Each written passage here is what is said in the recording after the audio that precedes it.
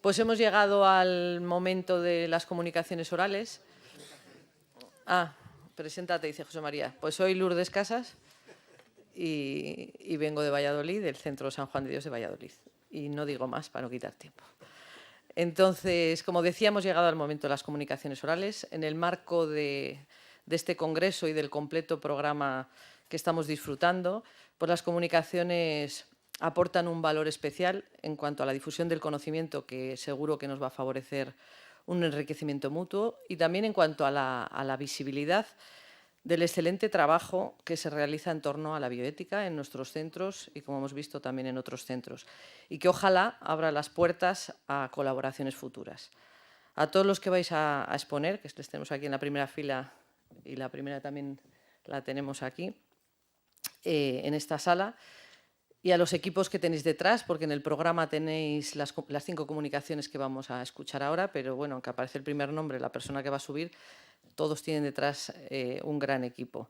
Os agradecemos vuestra participación en este espacio del Congreso, vuestro tiempo, vuestro esfuerzo en la preparación y luego lo que nos vais a demostrar aquí en la presentación. Estoy segura que cada comunicación nos va a abrir espacio de reflexión, espacio de diálogo y, por qué no, como he dicho antes, espacio de colaboración. Como les vamos a poner cara y nos quedan más cafés y comidas, pues os invito a todo lo que os llame la atención y os gusta, pues contactar. Y por último, pues agradecer a todos los que os habéis quedado en esta sala, a los presentes, porque bueno, hay que poner en práctica también la toma de decisiones. Teníais un dilema ética, esta sala o Antón Martín. Habéis elegido esto, pues os lo agradezco en el nombre de las personas que van a presentar. Y paso a explicar la dinámica. Hay 5 comunicaciones que las tenéis en el programa. La primera es telemática, las otras 4 son presenciales. Cada una vais a contar con 10 minutos.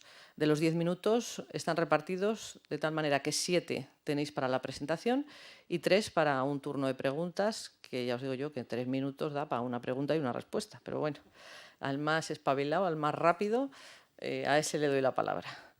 Os ruego agilidad en el cambio de mesa, pero bueno, sois una persona, porque según el programa hay 10 acaba uno, a 10 empieza otro. Pues esto no es como un vídeo que hay un difuminado y aparece otro, pues hay que subir y hay que bajar. Pero bueno, que os ruego agilidad en el cambio de mesa. Las presentaciones las lanzan desde el control, tan solo tenéis que pasar las diapositivas o con el ratón o con el pasador que tenemos aquí, que os la acerco, o si queréis presentar desde ahí. Y yo creo que si tenemos a Brasil preparado, pues comenzamos con la primera, que lleva el título de Empatía y hospitalidad en el contexto de la humanización del cuidado. Énfasis en enfermería. Ella es la profesora Carla Corradi Perini, que la tenemos ya en pantalla. Pertenece a la Pontificia Universidad Católica de Paraná, en Curitiba, Brasil, y Universidad Pontificia Comillas, Bormujo, Sevilla, de nuestra provincia de España. Pues Carla, ¿nos oyes? Muchas gracias. ¿Sí? ¿Me oye? Perfectamente, pues tienes la palabra. Vale, gracias. Voy a colocar mi presentación. ¿Se ve? Muchas gracias. Buenas tardes, soy Carla, soy de Brasil y voy a presentar el trabajo de una alumna que supervisé durante su maestría. El título, ya he dicho, Empatía y Hospitalidad en el contexto de la humanización del cuidado, énfasis en enfermería. Esta investigación forma parte de un proyecto más amplio coordinado por el profesor José María Galán, que fue un supervisor postdoctoral. Inicialmente me gustaría disculparme por mi no buen español, pero me esforzaré por ser lo más claro posible en mi presentación. Esta investigación tuvo como objetivo valorar los factores que pueden influir en el tipo y nivel de empatía en enfermeras y cómo esta puede relacionarse con el grado de importancia atribuido a los valores éticos relacionados con la práctica profesional. Especificamente, buscamos verificar si la empatía está relacionada con la estimación axiológica de la hospitalidad y analizar la influencia de algunos factores sociodemográficos en el tipo y nivel de empatía.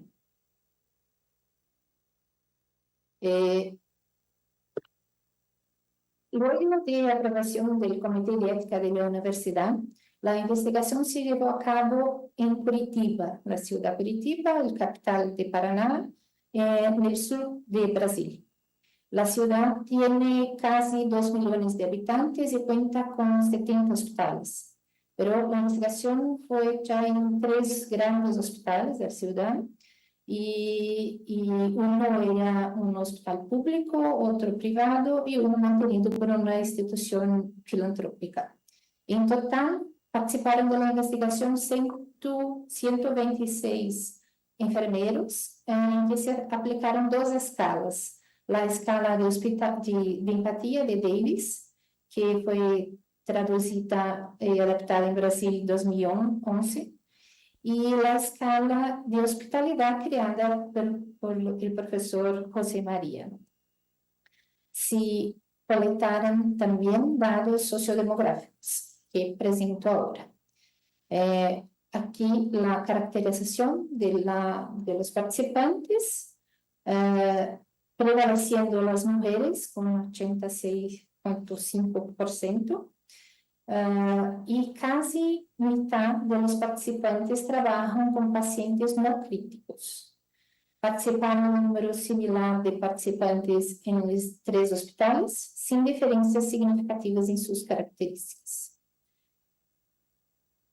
Debido a la limitación de tiempo, seleccioné algunos resultados que más destacaron. Entonces, buscando comprender los factores que pueden influir en el tipo y nivel de empatía en enfermeras, comparamos la puntuación de quienes trabajan con adultos y con quienes trabajan en pediatría. Y acá tenemos las columnas que muestran la puntuación de empatía total y sus subescalas: angustia personal, consideración empática, toma de perspectiva y fantasía. Y podemos observar que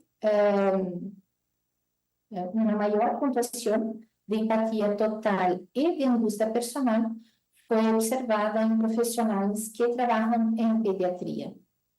La angustia personal evalúa los sentimientos de malestar dirigidos a uno mismo, que pueden experimentarse cuando el individuo imagina el sufrimiento de otro. Esto puede explicarse por el reconocimiento de la vulnerabilidad humana más evidente en los niños. Siguiendo con los factores que pueden influir en la empatía, notamos que, a diferencia de los estudios en la literatura internacional, en nuestro estudio las mujeres no mostraron una diferencia significativa en empatía. No, estatísticamente no hace diferencia. En relación a la hospitalidad, las mujeres obtuvieron una puntuación más alta en la dimensión responsabilidad. En esta dimensión los valores se relacionan con la cercanía emocional, el trato afectuoso y la percepción de las individualidades que configuran una atención integral. Y esto es uno de los constructos esenciales de la humanización, que se relaciona con la hospitalidad. Y finalmente, con el objetivo de comprobar si la empatía está relacionada con la hospitalidad, se observa una correlación positiva entre los puntuaciones totales, de hospitalidad total y empatía total, así como las subdimensiones de ambas las escalas, a excepción de la dimensión de la subescala calidad. Esto sugiere que la autonomía y la excelencia científica del profesional, que son presentes en la dimensión calidad, lo alejan de la proximidad de los demás, que se puede observar en consideración empática y toma de perspectiva. Y todavía lo protegen del malestar a observar las experiencias negativas, que podría ser observado en la angustia personal. Un minuto, Carla. Conclusiones. Existe una correlación positiva entre las puntuaciones total de empatía y hospitalidad, así como una correlación entre las dimensiones de las escalas, con excepción de la dimensión de calidad. Las mujeres tienen puntuaciones más altas en la dimensión responsabilidad de la escala de hospitalidad. Los valores de estas dimensiones se relacionan con la cercanía emocional, el trato afectuoso y la percepción de las individualidades que configuran la atención integral. Se observa que las enfermeras que cuidan a niños tienen mayor puntaje de empatía total y de la dimensión de industria personal, cuando comparado con las enfermeras que cuidan a adultos. Por lo tanto, la empatía y la hospitalidad están interrelacionadas y factores como el género y el sector laboral pueden interferir con la importancia otorgada a los valores éticos de la profesión y la empatía de los profesionales. Muchas gracias. Gracias a ti, Carla, por la presentación y por ajustarte al tiempo. ¿Hay alguna pregunta para Carla?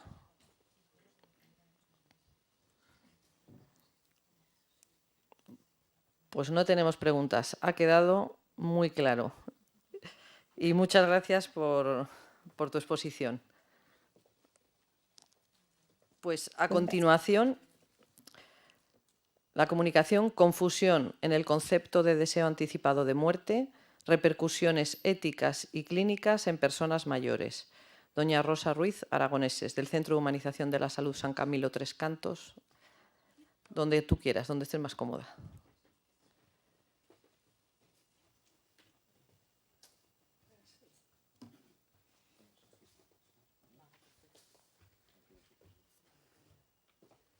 ¿Tienes el pasador?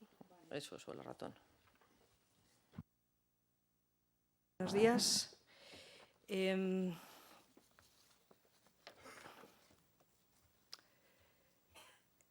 Os presento un poquito esta investigación que tiene de particular que es casi como una metainvestigación. Surge a partir de otra investigación, voy a intentar contarlo y sería un poco la particularidad, ¿no? Por situar el tema, asistimos a un aumento de prevalencia de pacientes con enfermedades crónicas de larga duración en nuestras sociedades occidentales, al menos, debido pues, tanto al avance de la medicina como al envejecimiento progresivo de la población. Y si bien el deseo anticipado de muerte, el DAM, empieza a estudiarse como concepto unido a las solicitudes de muerte asistida, de pensamientos suicidas o bueno, deseos eutanásicos, va asociado en su inicio con Chochinov en 1995 a situaciones de especial sufrimiento, cuadros clínicos de depresión o asociado también incluso va evolucionando este concepto a cualquier situación que lleve consigo algún sufrimiento de un carácter multidimensional, no solo en cuidados paliativos. ¿Le doy? Sigo. Lo minimizo. Sí, pero... bueno, entonces, en solo por situar un poco cómo ha ido cambiando este concepto hasta la definición de consenso de Balaguer del 2016, pero seguían en este ámbito, ¿no? De hecho, investigaciones posteriores empezaron a mostrar la presencia de DAM, de deseo anticipado de muerte, en ausencia de cuadros clínicos y generalmente vinculados a otros factores como la desesperanza, el miedo al futuro, la pérdida del sentido vital. Por otro lado, al vincularse la investigación inicial del término a pacientes en final de vida explícitamente, en paliativos, quedaron asociadas estas variables de dolor, de deterioro funcional, de pérdida de autonomía, de malestar, fuerte malestar psicoemocional o temor de ser una carga para la familia. Llego hasta aquí para decir que la escasa literatura que investiga el DAM en población geriátrica, por tanto sin patologías específicas asociadas, abre un nuevo escenario asociando el deterioro que implica la edad y el envejecimiento, asociándolo al deseo de morir. Por eso, el objetivo de esta comunicación, delimitar el concepto DAM para tomar decisiones adecuadas en el acompañamiento de quien expresa DAM en el ámbito geriátrico explícito, ¿no? Cuando hay ausencia aún de una enfermedad terminal específica. Por ejemplo, en la investigación de Hartog en 2020, todos los participantes que carecían de alguna enfermedad severa manifestaron, entre ellos 267 personas ya manifestaron DAM, de acuerdo a un cuestionario que diseñaron los autores, no una escala validada. Y casi la mitad de ellos no expresaban ningún malestar con la vida presente o con el futuro, de los que sí presentaban DAM. De hecho, otros estudios genéricos sobre cómo perciben la muerte las personas mayores confirmaban la visión de la muerte como un suceso natural, posiblemente también un dato generacional, ¿no? Lo que podría favorecer el deseo anticipado de muerte, pero sin ligarlo, por supuesto, al deseo de quitarse la vida o de un fin eutanásico, ni ligarlo al sufrimiento. Pues bien, en este contexto, lo que hicimos en el centro asistencial, nuestro centro de San Camilo, en Tres Cantos, tras la revisión bibliográfica correspondiente para estudiar DAM en la residencia, se inició un estudio descriptivo para conocer la prevalencia, y los criterios de exclusión sí que pusimos el deterioro cognitivo grave y la depresión diagnosticada para equilibrar esas variables. Sin entrar en los detalles de esta investigación, que no es la que es objeto de la comunicación, lo que observamos es que los datos recogidos apoyaban la presencia de DAM en mayores sin deseo de acabar con su vida. Además te decían, pero ojo, porque en la entrevista les preguntas de esto y entonces varios expresaron, pero vais a... Bueno, esto que no es muy científico de comunicación, pero me habéis entendido, ¿verdad? Bueno. Entonces, para evaluar el DAM, lo que utilizamos fue el cuestionario Disabled Rating Scale de Chochinov, en la versión española validada de Wilson. Se evaluó también el estado cognitivo con el MEC, el funcional con el índice de Bartel y el emocional con el YES-AVAS. Se registraron varias variables relacionadas para ver si había patologías o necesidades paliativas, pasando con el NECPAL, otra herramienta que conocemos seguramente todos, y el consumo de analgésicos o presencia de dolor en su historial clínico. Se administró al final un cuestionario ad hoc sencillo que elaboramos con 12 preguntas sí o no, explorando el sentido vital, el temor al futuro, la satisfacción con las relaciones interpersonales, esos tres ámbitos. Fueron finalmente 26 personas, como ven ahí en la muestra, de las residentes y con esta edad media de 85,54. Esta es la escala, la versión española validada. Pues bien, respecto a la revisión bibliográfica y las variables. Respecto a la revisión bibliográfica, constatábamos la confusión en el término, de aquí el estudio, ¿no? Hay autores que asocian el término al deseo suicida, como Wolf, y otros que no lo hacen, como Borges o Vandenberg. Hay autores que asocian DAM a la experiencia de sufrimiento, como Pestinger o Chochinov, y los que dicen que no va asociado, como Vandenberg o Tenberg. Hay algunos que unen el término a población paliativa en final de vida para hablar de DAM, como Goudat o Pestinger, y los que lo amplían a población geriátrica, a mayores, sin situación paliativa, como Cox. Y hay estudios recientes donde el DAM también se asocia a otros conceptos como el cansancio vital o la sensación de vida plena. Acaban ahora en 2024 de publicar Bofarrul, Mons Esquerda, estabais varios en este documento, ¿no? En este estudio, en el que se asocia o se detecta o se empieza a hablar de la sensación de vida plena y de cansancio vital como cosas distintas que se podrían asociar al DAM. Por último, también aportamos como una hipótesis secundaria, pero hipótesis, si en esta confusión puede haber tenido algo que ver la traducción del término inglés, puesto que se empieza a hablar de DAM, Disabled for Hastening Death, en inglés. Hasten se tendría que traducir literalmente al menos como deseo acelerado de muerte. Acelerar y anticipar, estaremos de acuerdo en que no es lo mismo, ¿no? Bueno, es solo una hipótesis. Respecto a los resultados... Un minuto, Rosa. Sin entrar en la investigación en sí, como decía, el 61,5 manifestaron DAM. No hay ninguna variable significativa, no hay relación significativa estadísticamente con ninguna de las variables que les he explicado. Todos los casos DAM, en nuestra muestra, expresaron rechazo explícito al suicidio y al deseo de eutanasia, y en todos, además, añadieron en la entrevista semiabierta agradecimiento por la vida y una sensación de normalidad sin indicadores depresivos o de tristeza, excepto en uno de los casos.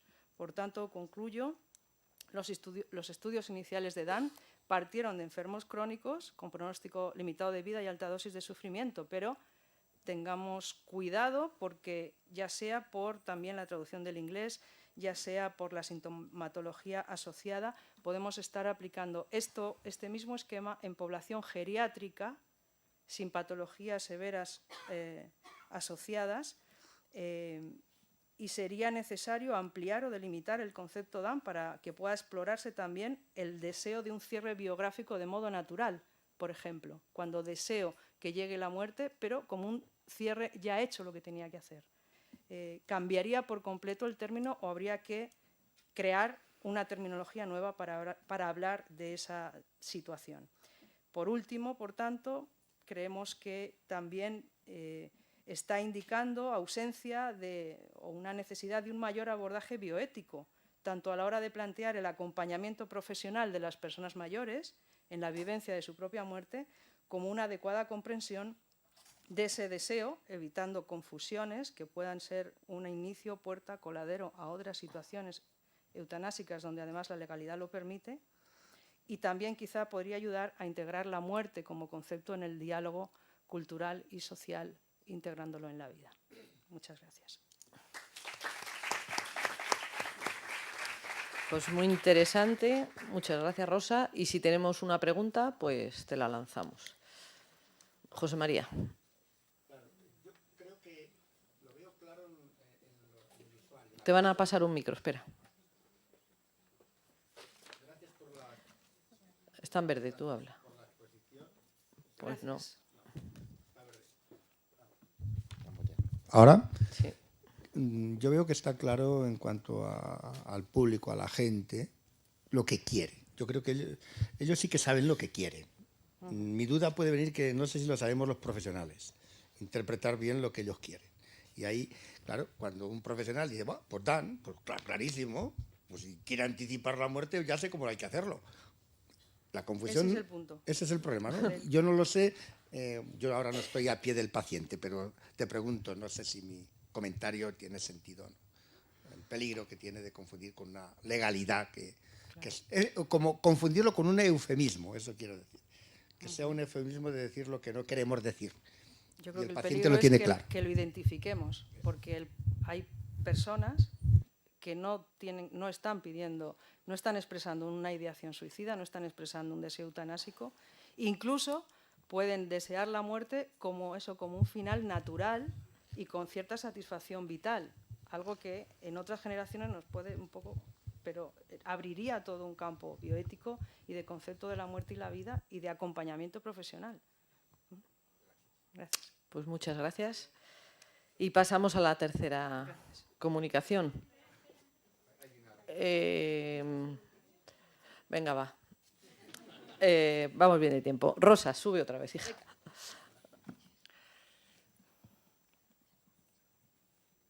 Es que dije una pregunta, pero bueno. Yo creo que no se puede preguntar al enfermo porque no está en su sano juicio.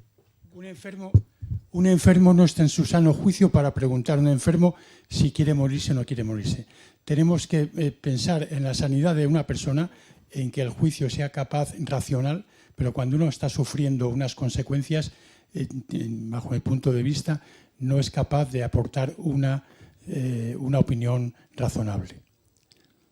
Por eso tendría que ser un análisis de médicos o lo que fuese, pero nunca la pregunta a un enfermo que no puede contestar porque su capacidad mental no es normal, bajo mi punto de vista. Bueno, no era una pregunta. Ya. Di lo que quieras. Está en su juicio, sano o más o menos. Bueno, y como Rosa ha hablado todos, de ¿no? acompañamiento, con lo cual no es es un acompañar. minuto de conversación, es un acompañamiento a ti. Bien, pues gracias y pasamos a la tercera.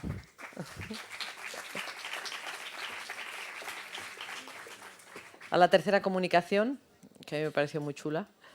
Muy chula, quiero decir el título, pero no la conozco.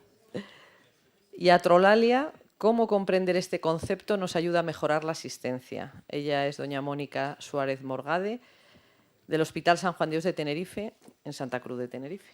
Así que tienes la palabra. Gracias, buenos días a todos. Muchísimas gracias al comité por esta oportunidad de transmitir un concepto que, bueno, la palabra es antigua, pero es poco conocida, ¿no? desde el Hospital San Juan de Dios de Tenerife, el Comité de Bioética, hemos querido transmitir nuestra corta, pero optimista experiencia en cómo comprender el concepto de iatrolalia nos ayuda a mejorar la asistencia sanitaria. El término iatrolalia, ¿qué es iatrolalia? Es un término médico, se utiliza dentro del argot o la jerga médica y se refiere a los efectos negativos en la salud física o mental de un paciente e incluso de sus familiares causados por las palabras o el lenguaje corporal de un profesional de la salud. Todo personal de salud que interactúe con un paciente puede o podemos cometer iatrolalia. De hecho, lo hacemos de manera muy frecuente, ¿no? Desde los médicos, enfermeros, auxiliares, psicólogos, terapeutas, rehabilitadores e incluso se ha extendido el concepto hasta el personal administrativo de admisión que recibe al paciente en nuestros centros. La iatrolalia está dentro del concepto de iatrogenia comunicativa o iatrogenia verbal. Ya el concepto de iatrogenia nos parece mucho más familiar, ¿vale? Entonces entendemos como iatrogenia, en términos generales, a todo aquel daño que puede padecer o que se manifiesta en un paciente producto de una intervención médica. Esa intervención médica puede ser desde un diagnóstico, un tratamiento o un procedimiento. Por supuesto que en la iatrogenia no hay dolo, no se quiere hacer daño al paciente, pero esto puede suceder, ¿no? La más conocida es la iatrogenia no psicológica. La iatrogenia no psicológica es la física o la farmacológica. El ejemplo común, tenemos un paciente con una infección y decidimos colocarle un antibiótico específico. Ese antibiótico puede ser muy efectivo para controlar la infección, pero también puede producir una reacción alérgica muy importante, conocida como anafilaxia, que pone en riesgo la vida del paciente. Eso sería, la anafilaxia sería la iatrogenia física que está sufriendo el paciente. No hubo intención de causarlo. Es un efecto colateral secundario del tratamiento, ¿no? Eso es lo más conocido, lo que manejamos en ética. Pero las palabras, nuestra comunicación, la iatrolalia, es parte de lo que se llama la iatrogenia psicológica.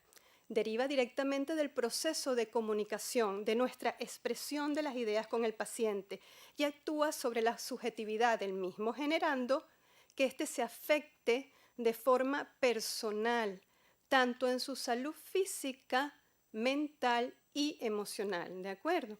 Entonces, la iatrogenia verbal, ya se lo he hablado, la iatrolalia, comentarios imprudentes, por ejemplo, explicaciones incompletas, términos médicos muy sofisticados que no le llegan al paciente sobre su enfermedad. Pero también hacemos iatrogenia a través de nuestros gestos, y eso se conoce como iatromimia, y esto todavía lo tenemos menos consciente, mucho menos consciente. Son todas aquellas actitudes, posturas inclusive, la ausencia del saludo, la falta de atención al paciente, cuando nos fijamos directamente en el ordenador y no le vemos la cara al paciente, todo eso se conoce como iatromimia. Entonces, nos planteamos cómo hacer llegar todo lo que hablamos en el Comité de Ética a todos los trabajadores del centro para que el paciente reciba los beneficios de ello. Entonces, bueno, planteamos que todo el personal conociera el término iatrolalia. Y para evaluar los conocimientos, hicimos un pequeño estudio con los objetivos de evaluar el nivel de conocimiento sobre iatrolalia. Iniciamos en los auxiliares y el personal de enfermería del área quirúrgica de nuestro centro. Y para analizar los beneficios de comprender este término, ¿no? Se organizó un taller de formación. Este taller de formación, inicialmente con 50 personas, se realizó a través de videos ilustrativos. Lo curioso es que estos videos ilustrativos nos basamos en el humor para poder transmitirlos, ¿no? Porque el humor genera afectos positivos, emociones positivas en el ser humano. Entonces, pensamos que el personal así no se iba a sentir juzgado. Y con el propio personal realizamos sketch, pequeños vídeos cortos humorísticos donde poníamos de manifiesto ciertas aptitudes, gestos, palabras iatrolálicas, iatromímicas para que el personal reflexionara. Y bueno, ha sido totalmente agradable. Les dejo el vídeo. Bueno, nerviosita. Ay, nerviosa, mujer. Usted no se preocupe por eso, que la doctora ya lleva 10 o 11 cataratas. Pero yo es la primera vez que me Ay, opero no, de los pero dos que- ojitos y nada, mire usted, nada. yo solo tengo 2 ojos. Ay, que no, mujer. Usted, quítele importancia a eso, que es una operación sin importancia, rapidita. Usted pórtese bien, que es lo que tiene que hacer, no moverse. Y ya verá que en un momento, si usted sigue las indicaciones que le vamos a dar, todo va a ir estupendo. Pero pórtese muy bien, ¿eh? No se... Bueno, aquí hay un sesgo, ¿no? Yo soy oftalmólogo y ese es entrando en mi quirófano, yo siempre oigo al auxiliar o los enfermeros, pues en las conversaciones y, por supuesto, uno mismo, ¿no? El paciente está despierto con una sedación muy leve, pero despierto. Y nosotros hablamos de manera normal, normalizamos la situación porque la vivimos a diario. Pero el paciente está en una situación totalmente diferente, llena de muchas expectativas. Y podemos cometer iatrolalia con todo. Minimizamos la importancia de la emoción del paciente. El paciente dice, estoy nervioso, y le dice, bueno, no, eso no importa. O tengo miedo, son mis ojos. Pero si lleva 10 cataratas, ¿cuál es el problema? Eso no es importante. El paciente puede percibir esto como que él no es importante, como que lo que va a hacer no tiene valor y le crea unas expectativas falsas por otro lado, ¿no? Entonces, realizamos, hasta ahora llevamos 15 vídeos de las diferentes consultas, cirugías, y todos ellos muestran el humor y se los presentamos en las charlas. Y luego, a través de un QR de nuestra intranet, el personal realiza una encuesta. ¿Qué sabía de iatrolalia del término antes de la charla y qué sabe después de la charla y cómo lo percibe en su práctica diaria? Entonces, realmente estamos muy contentos. No les tengo los resultados porque todavía se está realizando, pero van 50 personas a los que han recibido el entrenamiento y ha sido muy positivo. La verdad que lo que quería era comunicarles eso.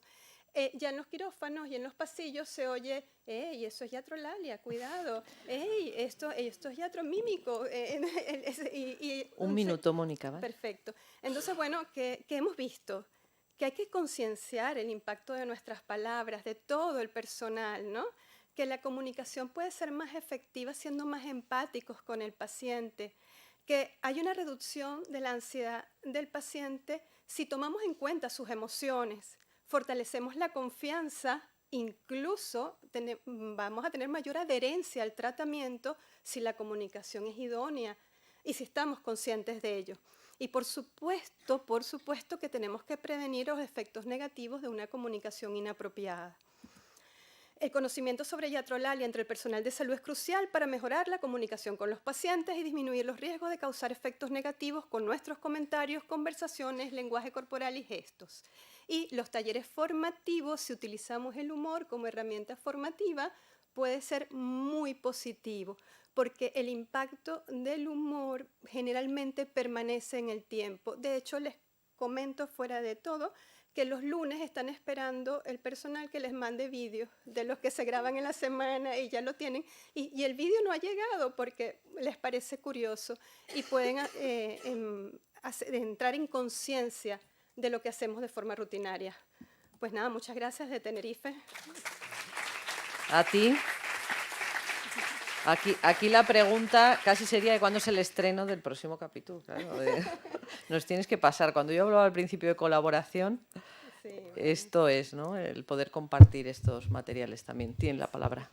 Hola, buenos días. Bueno, me ha encantado tu charla. Muchas gracias, porque yo no conocía este término y me gustaría, si puedes resumir un poco, porque hablas del humor, entonces esta formación la dirige, no sé, los psicólogos del hospital. O sea, ¿cómo habéis montado, digamos, la formación para el personal, ¿no? Y para que sea tan efectiva como parece que está siendo? Muchas gracias. Bueno, no ha sido tan organizada inicialmente. Lo comencé en mi servicio, que había una alta rotación de auxiliares y del personal, ¿no? Entonces, veía la carga que traía el paciente cuando llegaba a nuestras consultas y era una carga generada muchas veces desde el proceso de admisión a cuando llega el paciente ya está muy nervioso y podía oír los comentarios que se generaban, ¿no? Y dije, bueno, yo creo que la manera de hacer una intervención es que entremos en conciencia de que todo el personal es importante en el trato al paciente en la hospitalidad al paciente y que la comunicación no tiene que ser efectiva nada más desde los médicos. Entonces, les pedí el permiso para grabarlos en ciertas circunstancias y bueno, empezamos a hacer vídeos muy cortos con el móvil. Y luego se los pasaba en reuniones de servicio que hacemos todos los viernes, reúno a la personal de mi servicio y les pasaba los vídeos. Digo, que ven aquí, después de explicarle el concepto de iatrolalia y iatromimia.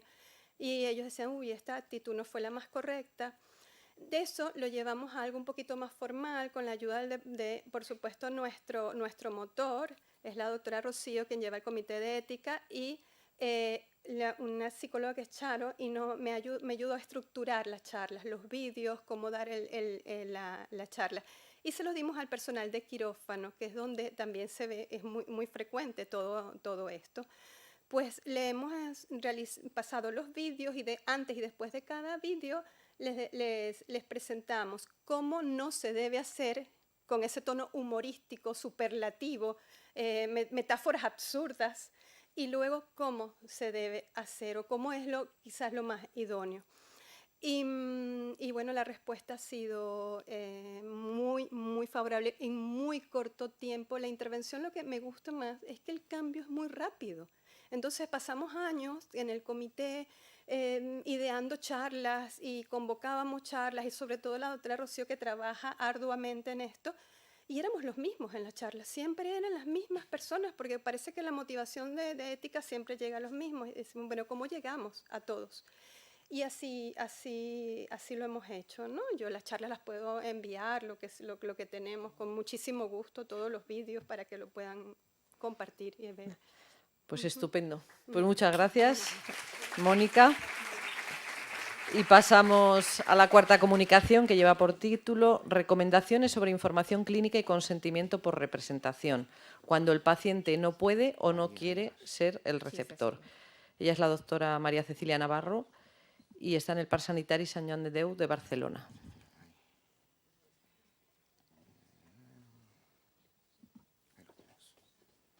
Vale, hola, buenas tardes. Bueno, a ver, yo queríamos presentar, porque no soy yo sola, solo vengo a explicar brevemente, porque tenemos pocos minutos. He de confesar que he tenido distrés moral para poder resumir estas recomendaciones en 7 minutos. No sé si lo voy a lograr, pero bueno, intentaré transmitiros unas ideas principales que yo creo que son importantes.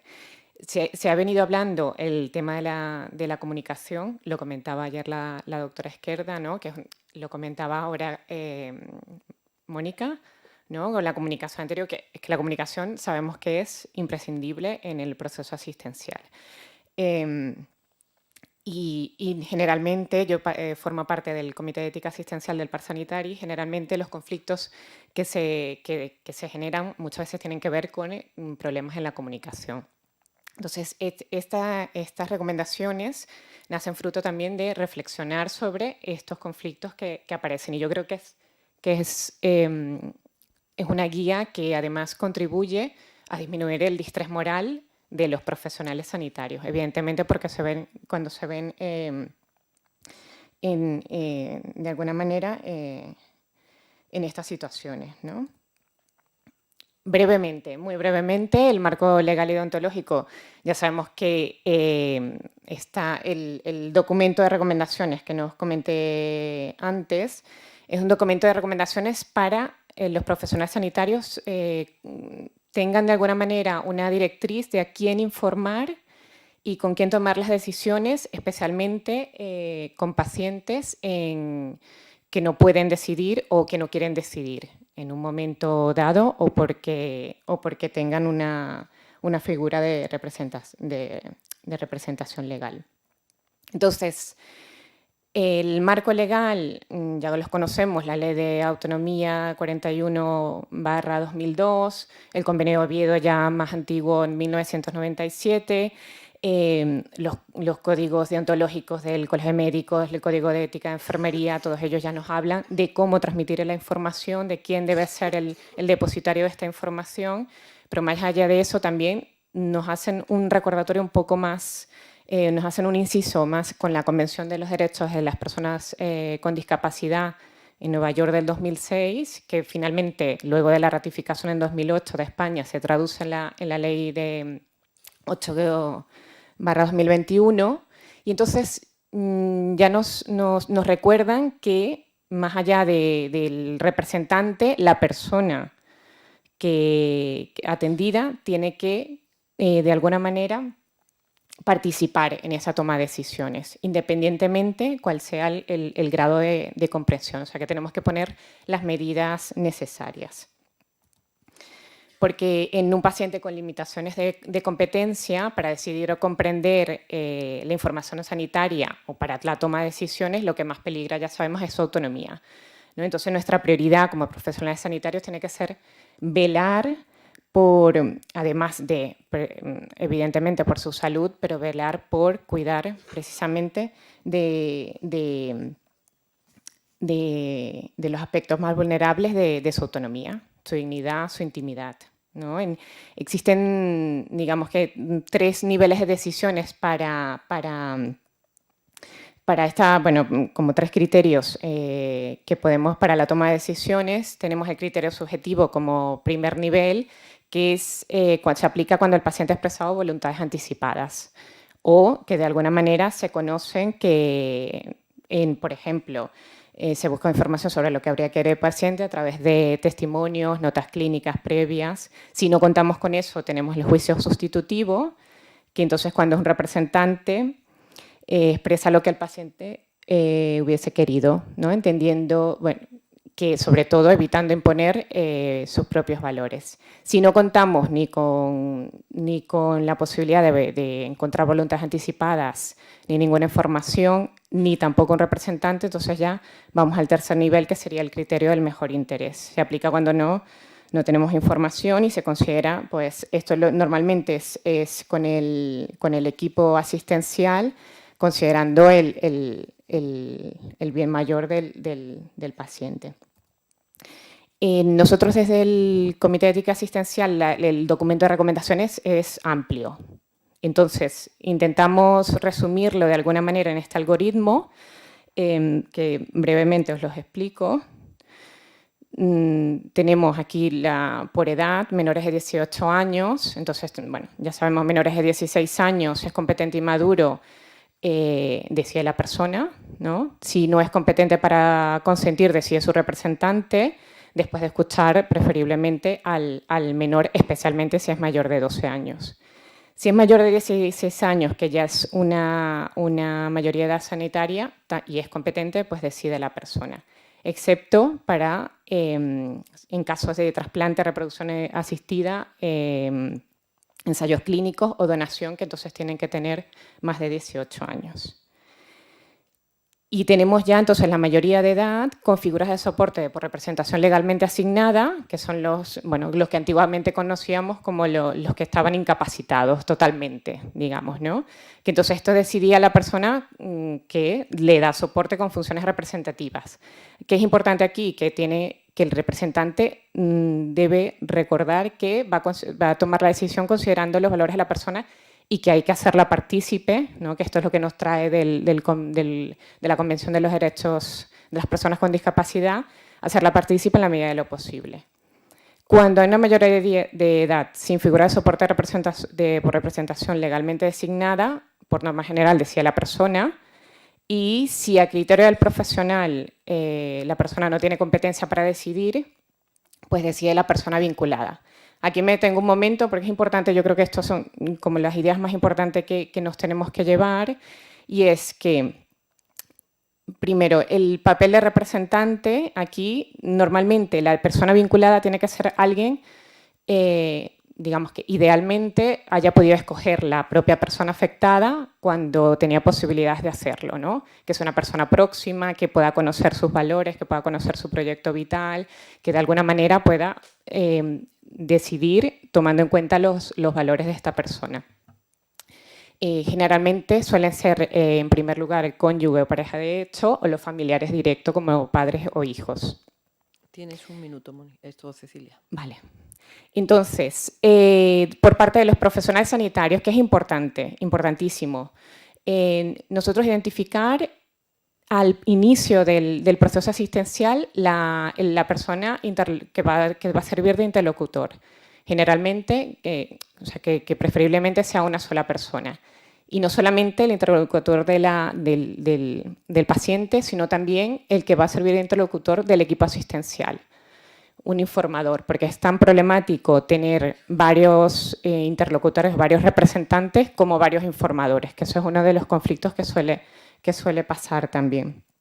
También es necesario que el equipo, que toda esa información quede bien registrada en la historia clínica y que sea accesible para todo el equipo asistencial y que se vaya cambiando, o sea, que se vaya actualizando con cada proceso asistencial. Esto es importante porque las situaciones personales de cada uno pueden ir cambiando, ¿no? ¿Qué también tiene que hacer el profesional sanitario? Una de las cosas importantes, pues velar porque el representante pues cumpla con su papel, que es cumplir con lo que el paciente habría querido, ¿no? No imponer sus valores.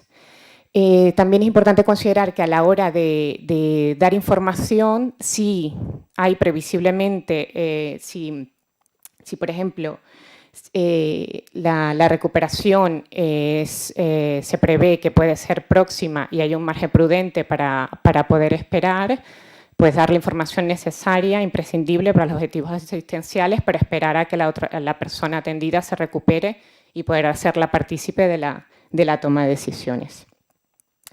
Además de estas recomendaciones, es importante también señalar que dejamos nosotros también, planteamos que, por ejemplo, en pacientes que tienen procesos recurrentes, procesos crónicos, el equipo asistencial también se pueda plantear una planificación de atención de manera que ante posibles acontecimientos, ¿no?, ya se conozca con anterioridad que se ha ido trabajando con el equipo asistencial, con el entorno afectivo del paciente, los valores y las preferencias de esa persona en las diferentes situaciones clínicas que se puedan presentar y que esto se conoce como la planificación de decisiones anticipadas.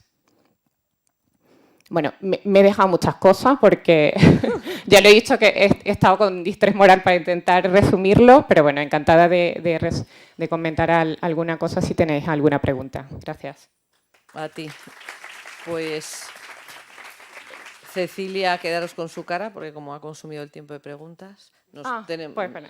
Se lo preguntáis en la comida, porque yo tengo una responsabilidad ética, nos jugamos algo fundamental que es la comida. Entonces nos queda todavía una comunicación que lleva por título Dilemas éticos en un caso clínico de hematología pediátrica. Ella es doña Montserrat Junca y viene del Hospital Materno-Infantil de Sant Joan de Déu d'Esplugues en Barcelona. Es la última, con ella cerramos este espacio de comunicaciones.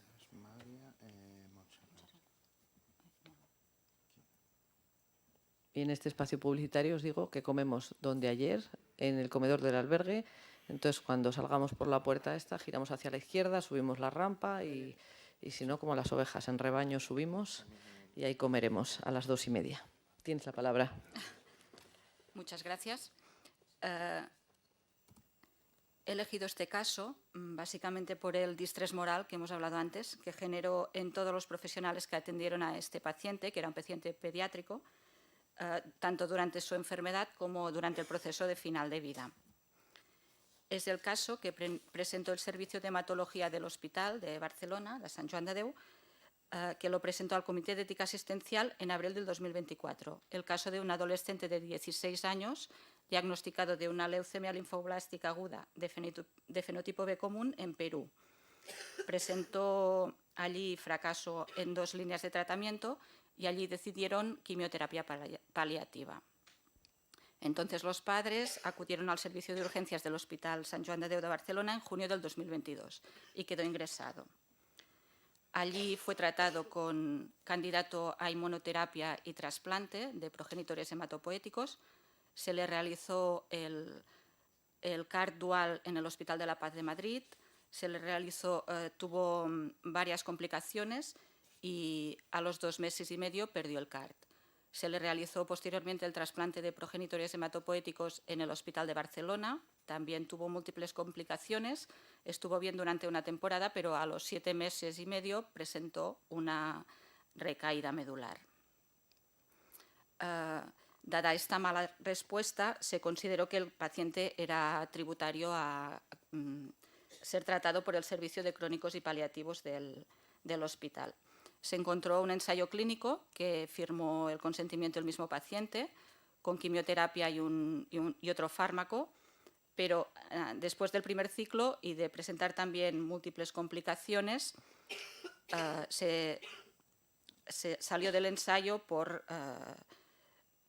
no funcionar bien este ensayo y control en el servicio de crónicos. Durante las últimas semanas, antes de presentarlo al CEA, cuando consideraron que era necesario, estaba a cargo del equipo de crónicos y paliativos con administración de transfusiones según la clínica y tratamientos del manejo del dolor.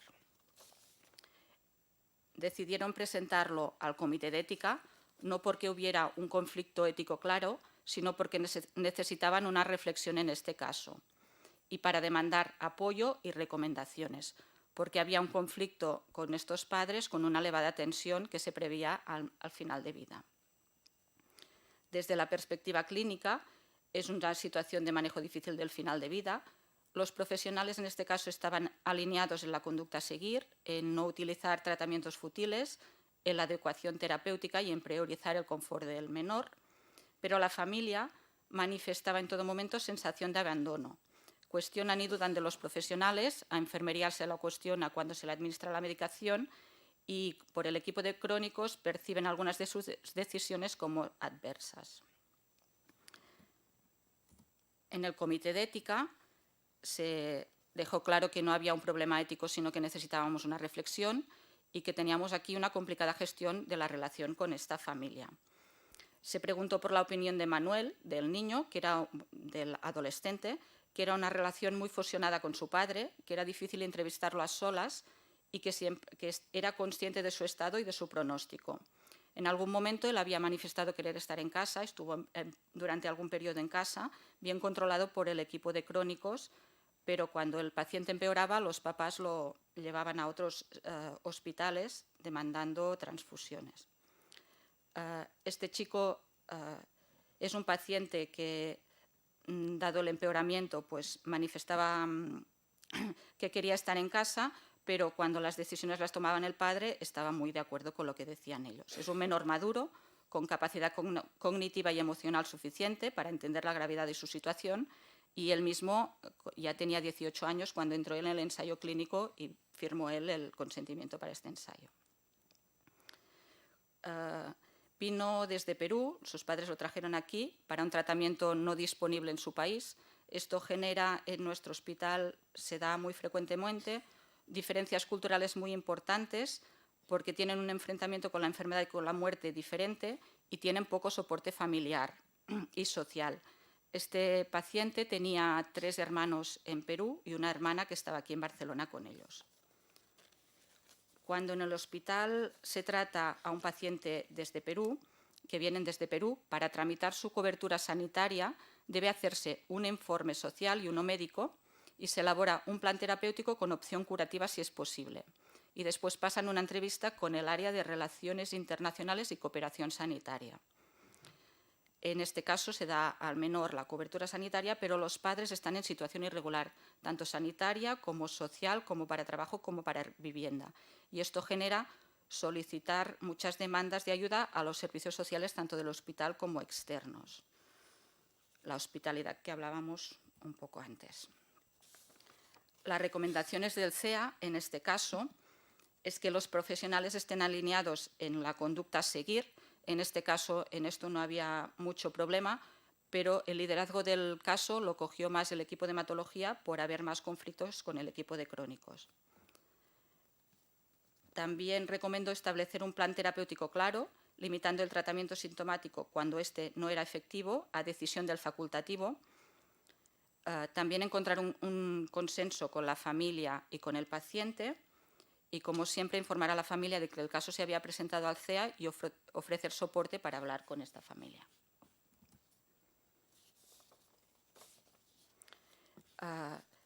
La evolución de este caso en el momento de final de vida fue cuando se generó el máximo disconfort. El paciente, Manuel, tenía dificultad respiratoria franca, los papás retrasaban la administración de morfina, que solo dejaban administrarla a bolus en los momentos de mucho dolor, pero que no lo dejaban administrar para la dificultad respiratoria. En las últimas horas se pudo poner una bomba de infusión continua con algunos bolus, pero el papá se puso muy negativo con la enfermera, muy agresivo, porque decía que había acelerado la muerte del paciente.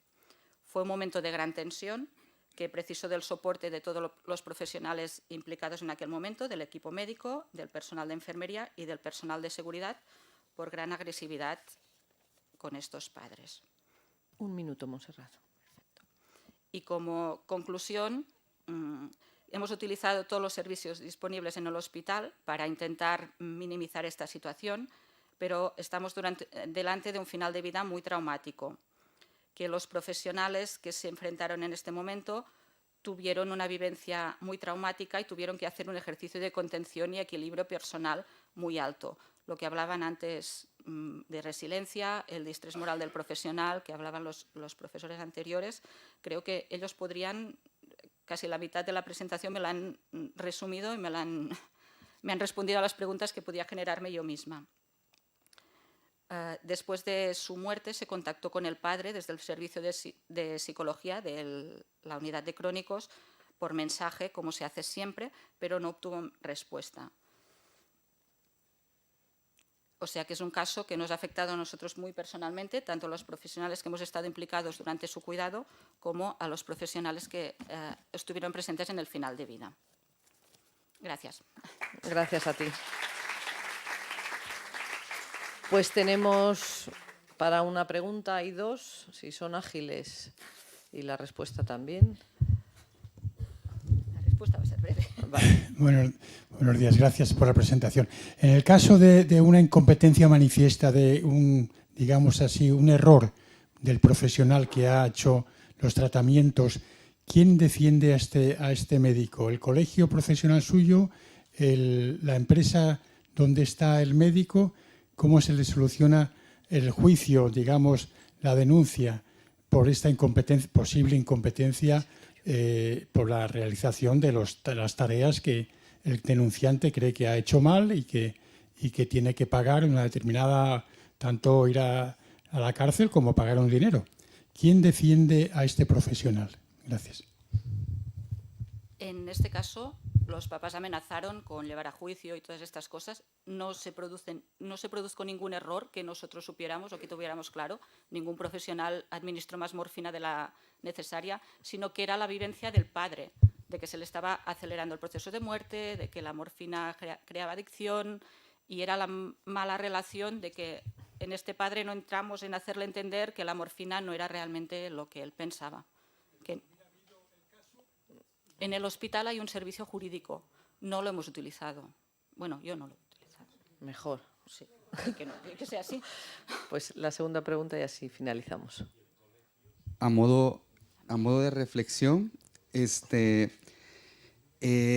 que en la temporalidad de la atención del caso no se hubiese logrado un efecto positivo al incluir al equipo de cuidados paliativos más previamente, un poco más precoz, ¿sí? No pudiera haber apoyado un poco en el alivio del sufrimiento multidimensional, tanto en paciente, familia y equipo. Pues posiblemente, me lo anoto para... Pero realmente los tiempos los he dado muy rápido, pero pasó claro. un tiempo. Sí. O sea, entre los primeros tratamientos que se hicieron aquí pensábamos que eran curativos. Sí. Hasta el trasplante, el equipo de crónicos yo creo que no se presentó. Sí, quizás nada más apoyando un poco, que de repente la herramienta que se ocupe para identificación de pacientes en atención paliativa puede ser tal vez un poco más tardío, un poco más temprano, dependiendo de la complejidad también del caso, pudiéndose tener la atención paliativa no desde el contexto de la terminalidad, sino desde el contexto del alivio del sufrimiento multidimensional. Yo a veces me planteo si el problema no fue que entraron el equipo de paliativos y después encontramos otro ensayo. Y otra otra esperanza. Sí, muchas veces toca, ¿no?, que paliativos en su connotación es un poco más difícil, pero entre más temprano podamos entrar, también es un poco posible aliviar el sufrimiento de la familia y paciente. Gracias. Pues muchas gracias, Montserrat.